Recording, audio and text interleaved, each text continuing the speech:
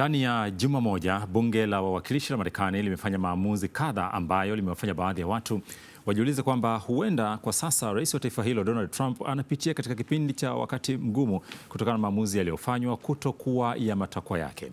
Miongoni mwa vitu ambavyo vimefanywa, kwanza, bunge hilo la wawakilishi limepitisha azimio la kuzuia kutoendelea kwa vita vya Marekani, lakini wakati huo ikipitisha mswada ambao unataka misaada kupelekwa nchini Ukraine, wakati huo kuweka vikwazo kwa taifa la Urusi, na mbali na hilo ni kusisitiza Marekani kutojitoa ama kutokuwa na mpango wa kujitoa katika jumuiya ya kujihami ya NATO. Haya yanayofanyika yanamweka Rais Trump njia panda kiasi gani? Mimi ni Raymond Nyamwihula, karibu sana katika mjadala huu ambao tunauweka mezani juma hili, nikiwa hapa na Godfrey Mchungu ambaye ni mchambuzi wa siasa za kimataifa. Godfrey, karibu sana. Asante sana. Lakini pia kutoka kule Washington nchini Marekani tunaungana na Abdushakur Aboud ambaye ni mwandishi wa habari mwandamizi, naye atatuambia yale ambayo yanatokea huko na tafsiri yake ni. Lakini awali yote, Abdushakur, hebu tueleze hiki kilichofanywa na Marekani kwa maana ya azimio hili la kuzuia vita vya Iran linasema nini hasa kwa ufafanuzi wake? Asante sana kwa kunikaribisha tena. Kwa hakika ni azimio ambalo kawaida hupitishwa na bunge ambalo linajulikana kama the war law, ambayo inatoa idhini au inamkatalia rais kuweza kupeleka jeshi la Marekani katika vita. Kwa hivyo katika sheria hasa ni kwamba rais kabla ya kwenda vitani analazimika kuliambia bunge au kuliomba bunge kutoa idhini kwa rais kupeleka wanajeshi wa Marekani katika nchi za nje katika vita.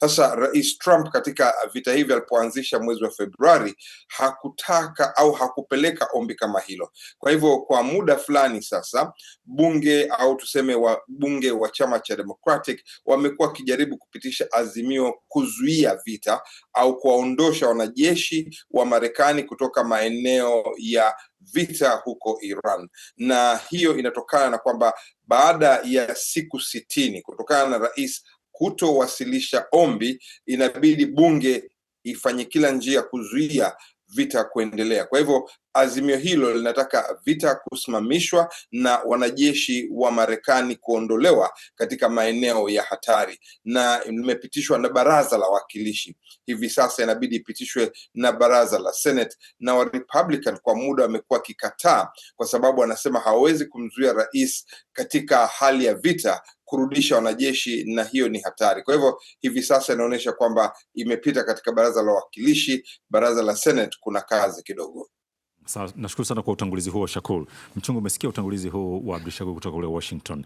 Katika kura 215 za hilo azimio la bunge ile ambalo lina Democrats wengi, lakini umekuwa kuna kura 4 za wa Republican ambao wanatoka chama cha Trump. Hii maana yake nini?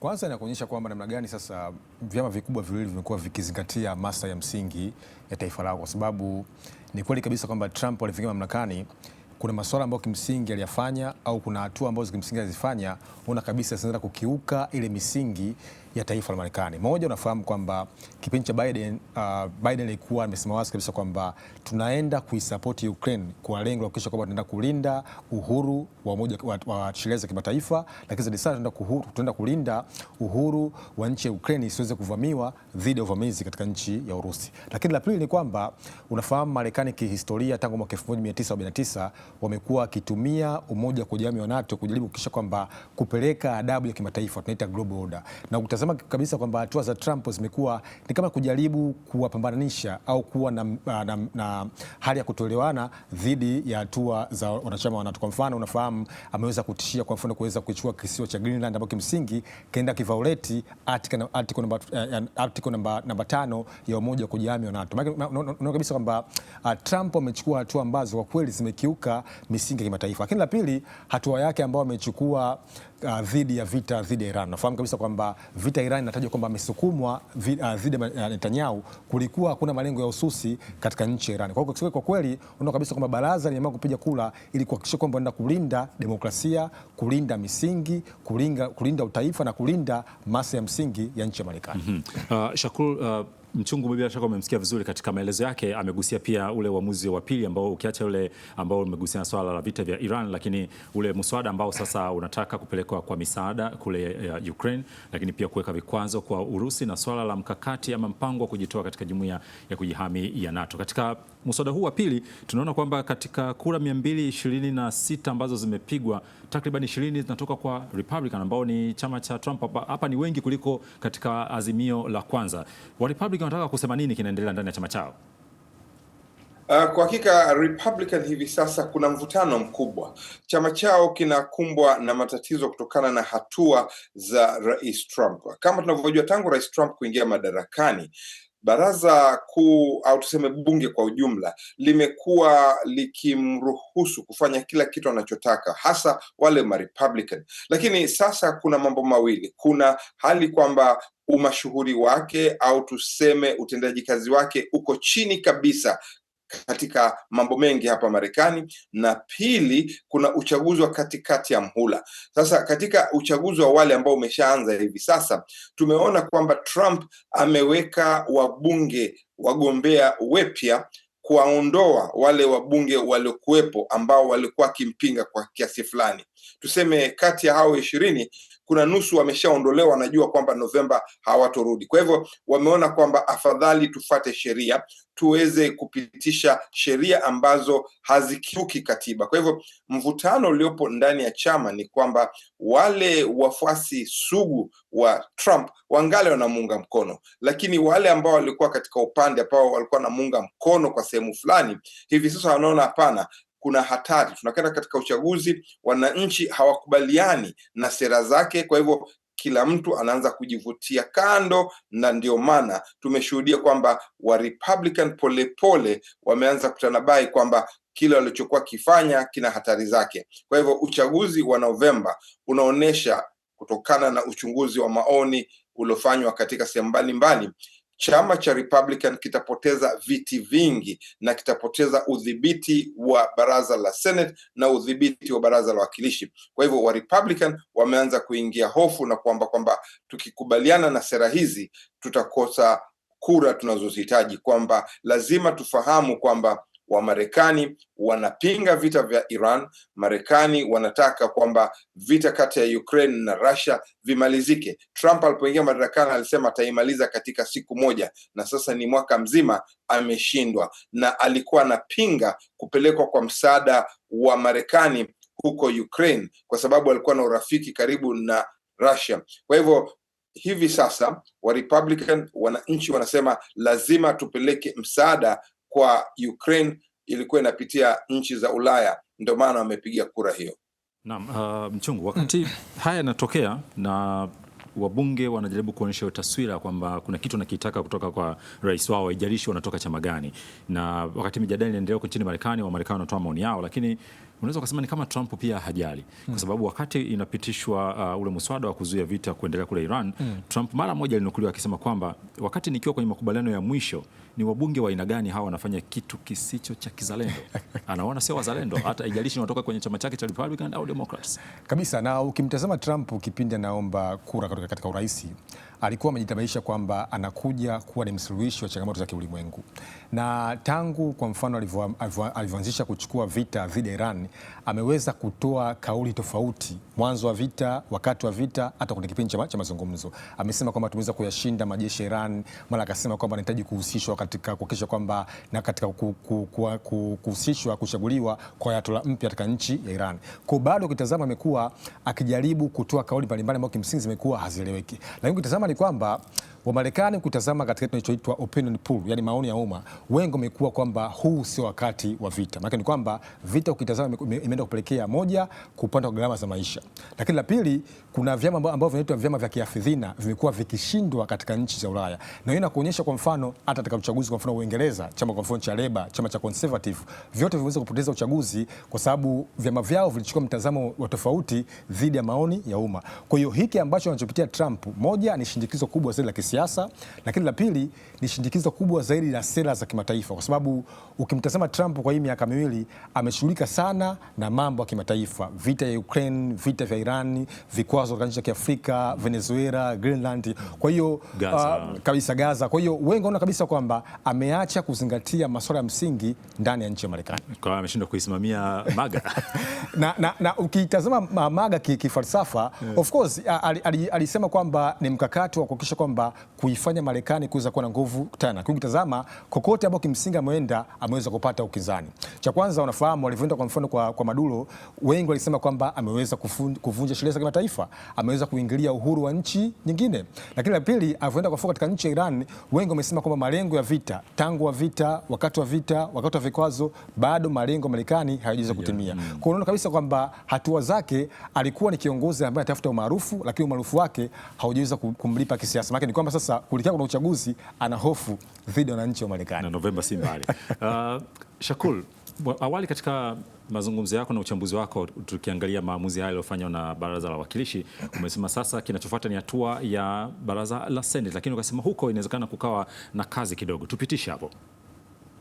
Naam, kwa hakika, maanake baraza la Senate linashikiliwa na wa Republican. Kuna wa Republican 51, 49 wa Democrat. Kwa hivyo kuweza kupitisha chochote itabidi wavutie wa Republican wa kutosha kama 3 wa 4. Huko vile vile wanaweza kupitisha, lakini tatizo la baraza la Senate ni kwamba wanahisi wakimwondolea rais mamlaka ya kuweza kuendesha vita, hali itakuwa ngumu zaidi. Lakini kule katika baraza la Senate kuna vile mivutano mbalimbali ambayo inaonekana kwamba wanajaribu kumlinda rais, na kule kuna wabunge wengi zaidi ambao wanaogopa vile kupoteza nafasi zao. Manake Trump ameonyesha katika uchaguzi huu wa awali unaotokea, kila mgombea kimweka anapata ushindi. Kwa hivyo watu wanaogopa kwamba bado wanahitaji nguvu zake, ingawa baraza la Senate katika uchaguzi wa Novemba ni 1/3 tu ya wabunge hao au maseneta hao wanagombania viti vyao.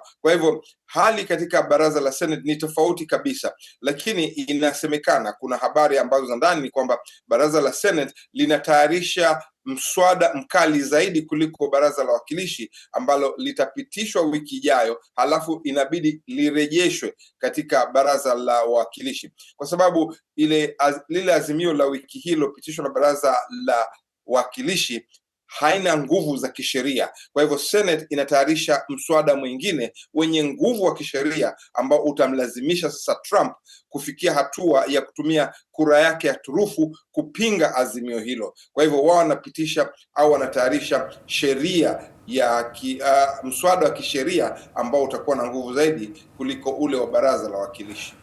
Sawa, Shakur, asante sana kwa uchambuzi huo. Ni Abdul Shakur Abud, mwandishi wa habari mwandamizi ambaye anazungumza nasi akiwa Washington nchini Marekani, lakini hapa tunaye Godfrey Mchungu, mchambuzi wa siasa za kimataifa, tukiliangalia taifa la Marekani, hususan nafasi ya Rais Trump wa taifa hilo, ambaye hivi sasa baadhi ya watu wanatafsiri kwamba pengine huenda yupo njia panda ama anapitia wakati mgumu baada ya maamuzi kadha yaliyofanywa na Baraza la Wawakilishi, ikisubiriwa hatua inayofuata ya Baraza la Senate. Tutarejea katika sehemu ya pili na ya mwisho.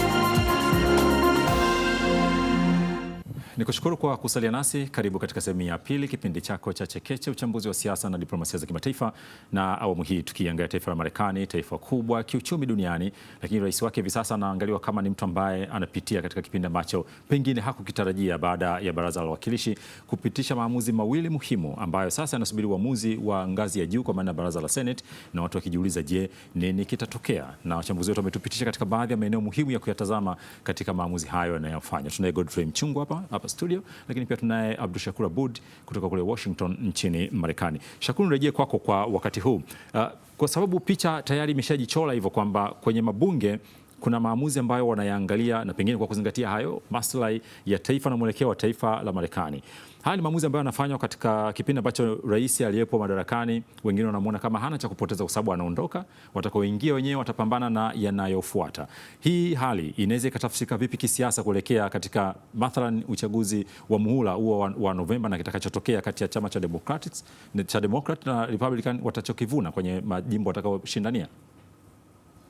Naam, kuna kinyang'anyiro kikubwa sana katika uchaguzi wa katikati wa muhula. Kisiasa inaonekana kwamba ikiwa wa Democrats wataweza kupata ushindi, na inaonekana watapata ushindi, kitu kikubwa ambacho baraza la wawakilishi linaweza kufanya ni kuanza utaratibu wa kumfungulia mashtaka Rais Trump. Hilo ni moja kati ya jambo ambalo Trump analiogopa, na ameshawaambia kabla hata uchaguzi kuanza kwamba lazima mtahadhari wa Democrats wasichukue udhibiti wa baraza la wawakilishi. Na hapa tunaona tayari ndani amejaribu kufanya mipango fulani ambapo watu wameanza kupiga makelele.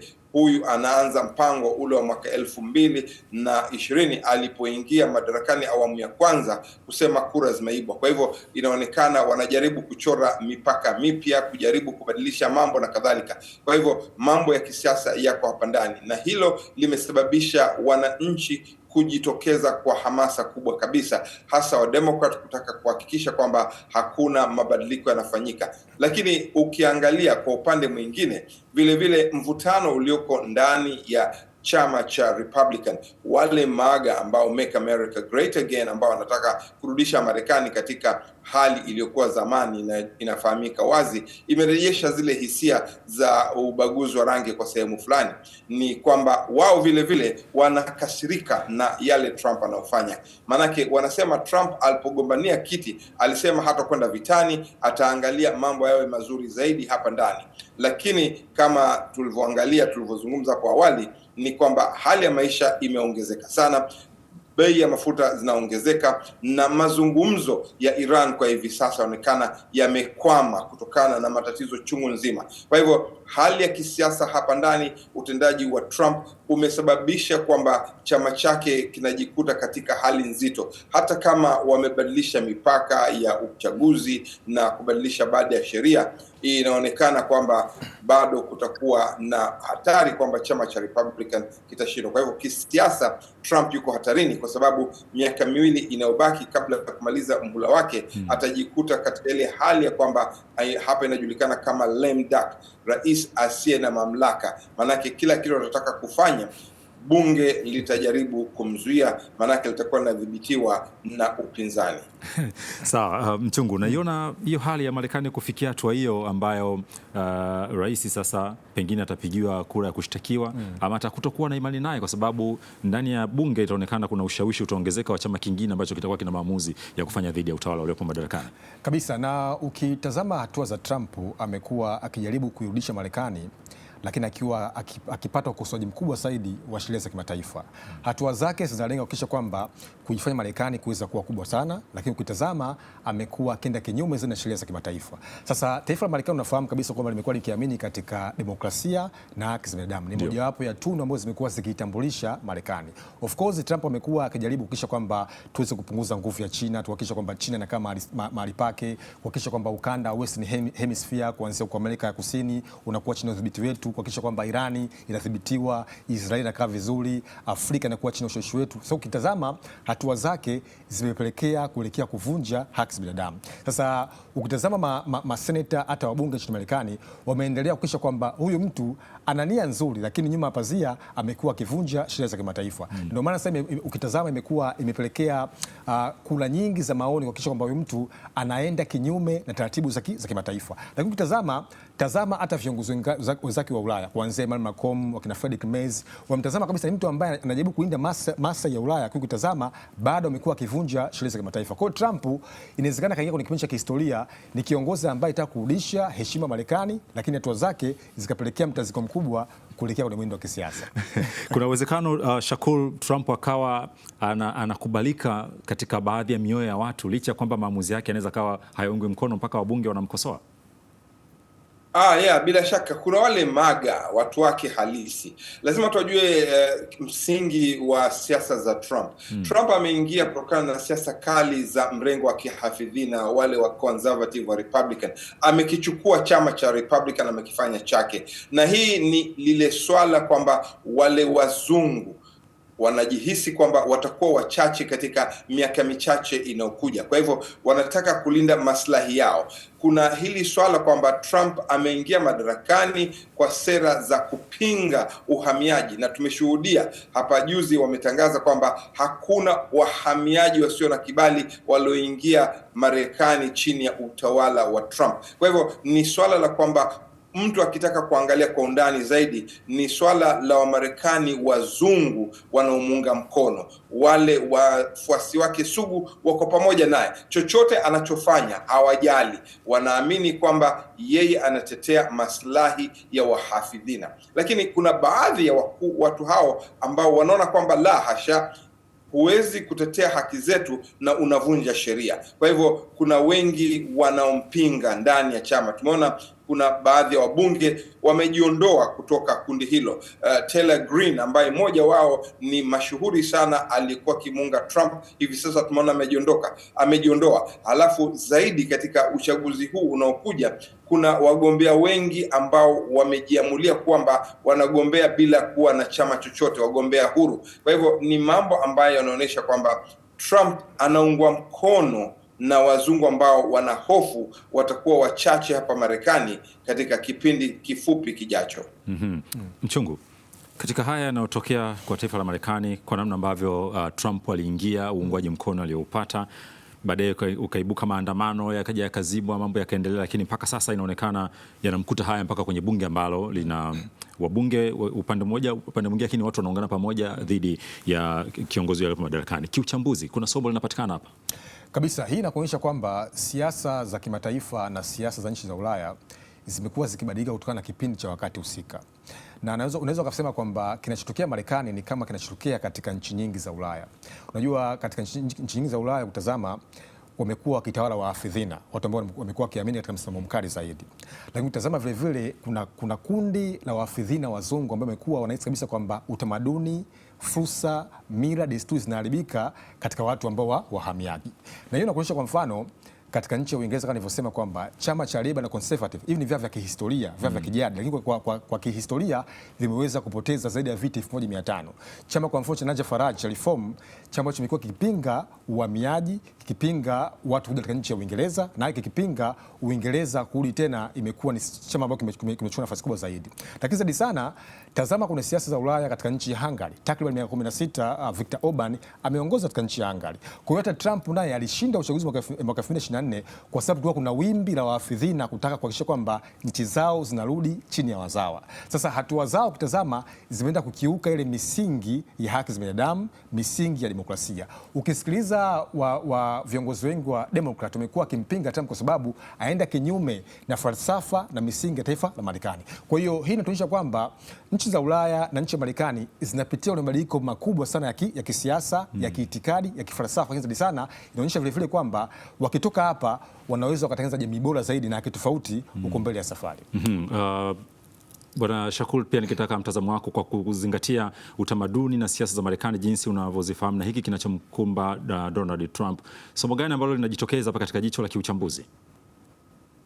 Kwa hakika hii inaonekana kwamba Trump atakumbukwa katika historia, ameweka nafasi yake katika historia ya Marekani. Ni kwamba chama cha Republican ameweza kulidhibiti, chama asili cha mrengo wa kulia, chama cha kihafidhina, ameweza kuongoza na kuleta mabadiliko makubwa katika nchi hii. Kwa hivyo yeye ameweza, kama Godfrey amezungumza, amekiuka sheria chungu nzima za ndani ya hapa nchi na sheria za kimataifa na ameweza kuvuka. Kwa hivyo inaonyesha kwamba demokrasia ya Marekani ingawa iko imara na ina nguvu kuliko watu walivyotegemea, lakini imeonekana kwa upande mwingine na udhaifu wake, kwamba mtu mmoja peke yake akipata madaraka anaweza kuleta mabadiliko makubwa. Kwa hivyo hilo ni somo moja kubwa sana katika kasoro za kidemokrasia. Ukiangalia nchi za Ulaya vile vile wanafata mkondo huu wa nchi ya Marekani, ambapo wale wenye mrengo mkali wa kulia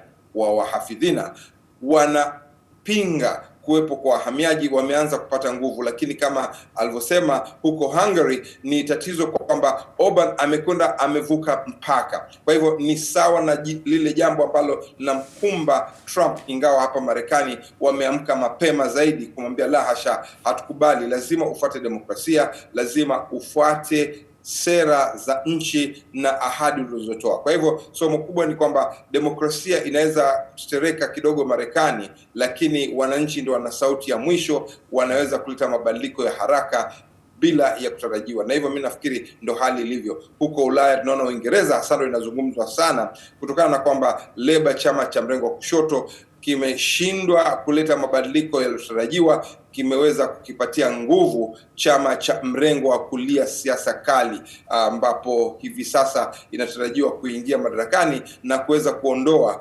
vyama asili vya Labour na Conservative. Kwa hivyo somo ni kwamba wananchi katika demokrasia wana sauti kubwa zaidi wakikubali au wakipata mwamko kwamba lazima tutetee demokrasia yetu na sheria ya nchi. Kwa maana hiyo ni kwamba wananchi wa Marekani wana nafasi ya kuifanya nchi yao itetee nafasi yake ya kuwa kiranja wa dunia. Bila shaka wananchi ndio wana sauti kubwa na sauti ya mwisho. Manake tumeona Trump amejaribu kuburuza mambo chungu nzima, lakini haijapita muda, inaonekana wananchi wamesimama, wamejitokeza, ingawa hata chama cha Democratic kina shida kwa sababu hakijaweza kujibu vilivyo. Tunaona watu wa mrengo wa kushoto mkali wa kisocialist, tunasema Democratic Socialist, wameanza kuwa na nguvu, wamejitokeza, na hivyo basi kuna kuwepo vyama wananchi wa siasa kali za kulia na kushoto wanaweza kuchukua nafasi. Kwa hivyo wananchi wanakuwa na sauti kubwa ikiwa wanaweza kuungana pamoja kutetea maslahi yao na maslahi ya nchi na demokrasia. Abdushakur, nikushukuru sana kwa kushirikiana nasi katika kipindi hiki cha leo. Asante sana, nashukuru kwa kunikaribisha. Naam, Abdushakur Aboud ni mwandishi wa habari mwandamizi ambaye tumezungumza naye kwa Washington nchini Marekani. Tuna sekunde chache za kumalizia mchungu. Ukiranja wa dunia ambao anausema Marekani, huku Mchina naye anakuja, kuna wengine wanakuja. Kabisa, na kuonyesha kabisa kwamba, na hii ni muhimu, ni kwamba tangu tulivyotoka kwenye COVID na tulivyoingia katika vita vya Urusi na Ukraine, unaona kabisa kwamba kuna mabadiliko makubwa sana ya siasa za kijiografia, na unachofundisha kwa mfano nchi za Ulaya, wao wamekuwa kubali mabadiliko yao. Sasa nchi za Kiafrika lazima zikuche kwamba mabadiliko yanakuja, lazima zikubali mwisho wa siku kutengeneza jamii bora na serikali bora, hata mustakabali bora mbele ya safari. Wakati wa Afrika naye pia anachagua marafiki bora. Godfrey Mchungu ni mchambuzi wa siasa za kimataifa ambaye pia tumekuwa naye katika mjadala huu. Asante sana kwa kuwa nasi. Kikubwa tumeangalia ni kwa namna gani Rais wa Marekani Donald Trump pengine huenda akawa anapitia katika kipindi kigumu baada ya Baraza la Wawakilishi kufanya maamuzi muhimu ambayo yanaenda kinyume na matakwa yake. Lakini kinachosubiriwa sasa ni Baraza la Senate lenyewe litaamua nini, na wachambuzi wametupitisha katika mengi juu ya mengine ambayo pengine yanaweza kutokea huko mbele ya safari. Tukutane wakati mwingine katika uchambuzi mwingine wa siasa za kimataifa na diplomasia. Hii ni Chekeche.